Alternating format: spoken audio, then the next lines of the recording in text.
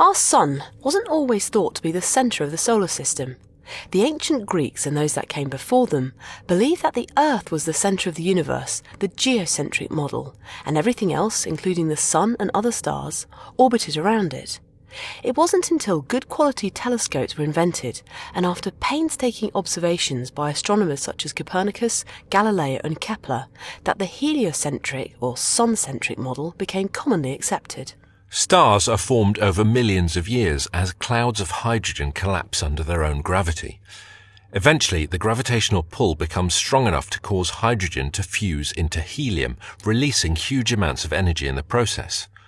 The majority of stars began to form about 5 billion years ago, but the lifetimes of stars vary enormously depending on their size, and stars are constantly dying and being born over time.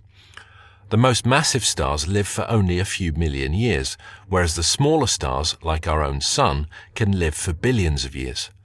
It's estimated that our Sun has another 5 billion years before it begins to swell into a red giant, swallowing Mercury, Venus, Earth and Mars in the process.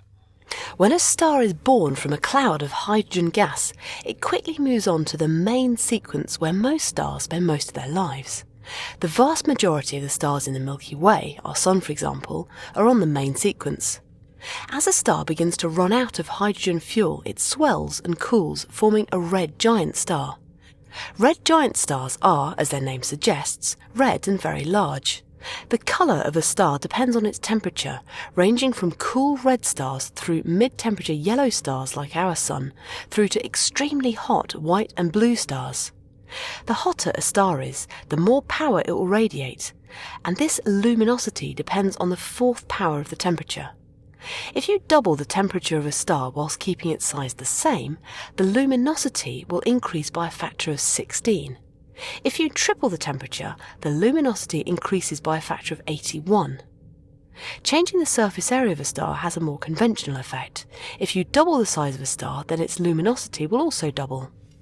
Stars come in many different types and are classified in many different ways. White dwarfs are small, high-temperature stars, whilst red giants are large, low-temperature stars. The brightest known stars are blue supergiants and hypergiants, whilst the largest stars are red hypergiants. The largest known star is VV Cephei, which has about 18 times the mass of our Sun, but is a billion times larger in volume and hundreds of thousands of times more luminous. Scientists must rely on the light emitted by a star to investigate the star's properties. We can't hope to send a space probe to even our nearest star, Proxima Centauri, 4.2 light-years away. Stars emit electromagnetic radiation right across the spectrum: radio waves, microwaves, infrared, visible light, ultraviolet, X-rays and gamma rays. How much of which type of radiation is emitted varies depending on the temperature of the star. Cooler stars peak in the infrared and red visible parts of the spectrum, whilst hotter stars peak in the blue to violet visible and ultraviolet parts. Extremely hot regions of space, such as materials spiralling into a black hole, emit X-rays, making X-ray astronomy a very important tool for those wishing to investigate these objects.